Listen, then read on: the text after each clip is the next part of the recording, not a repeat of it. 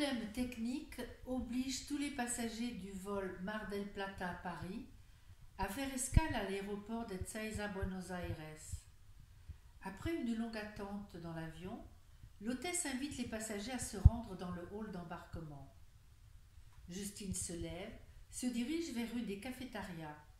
Au moment où elle s'apprête à franchir le seuil de l'établissement, elle entend une voix masculine qui l'appelle par son prénom.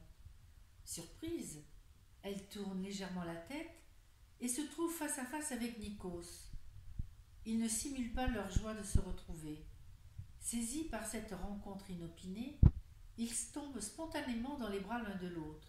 « Justine, mais que fais-tu ici ?»« J'arrive de Mar del Plata. L'avion rencontre un sérieux problème qui nous oblige à une longue attente. J'ai absolument besoin de me désaltérer. C'est la raison pour laquelle tu me rencontres ici. » Le geste assuré, elle relève ses lunettes solaires, en ajuste les branches dans sa chevelure. Aussitôt, Nikos l'invite à prendre place autour d'une petite table qui vient de se libérer. Très à l'aise, il s'installe. Nikos commande 2 boissons, una cerveza rubia. Justine aimerait une gota, eau minérale qu'elle adore pour sa pureté unique. Aussi pour l'élégance et le satiné de la bouteille. À petite gorgée, ils se désaltèrent, échangent des sourires comme des écoliers heureux de retrouver leurs copains après les vacances d'été. Nikos avait réalisé son rêve, celui de devenir médecin. Aujourd'hui, il est pédiatre. Lors d'un stage clinique aux USA en 4e année de médecine, il fit venir Mélina, sa jeune sœur handicapée, afin que les professeurs émettent un diagnostic sur son infirmité, dans l'espoir d'une intervention qui lui permettrait d'avoir l'usage des membres inférieurs. La réponse négative fut un choc pour le frère et la sœur. Sur place, il rencontra François d'Aubignac, un médecin français urgentiste, originaire d'Aurillac.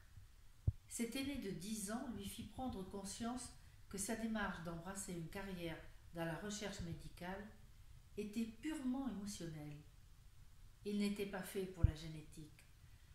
Pendant 6 mois, les 2 hommes se côtoyèrent au quotidien. D'Aubignac avait pressenti en Nikos le potentiel du médecin de terrain, charismatique. Son approche avec les patients était facilitée par son multilinguisme. Il avait toujours le petit mot, la petite phrase pour établir un relationnel avec le malade, ce qui rassurait toujours. Soigner, aller au-devant des sinistrés, des victimes de guerre, sera sa réelle vocation.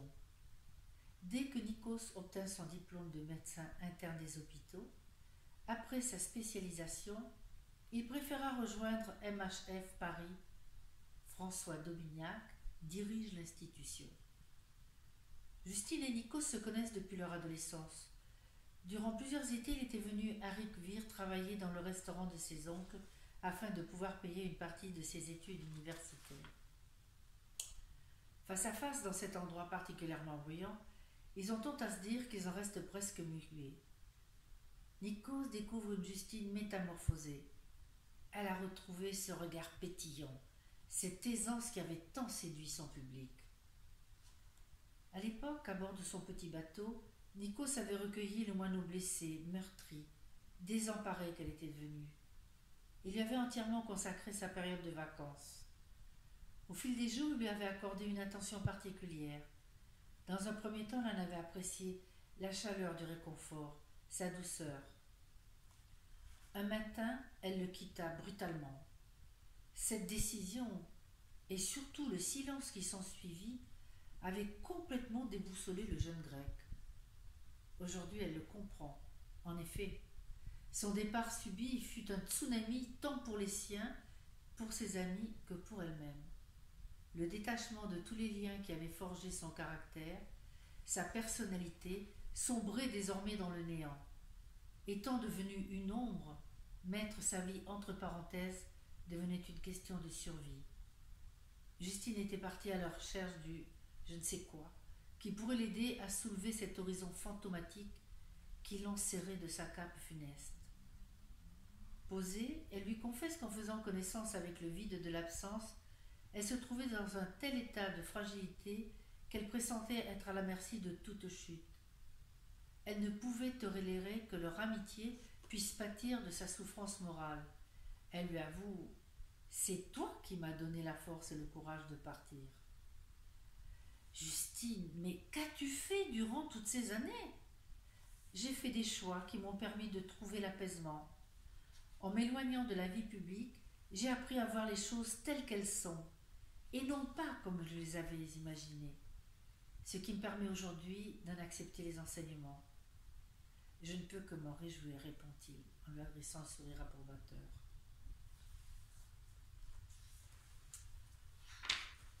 À l'aéroport, le vol Buenos Aires est affiché.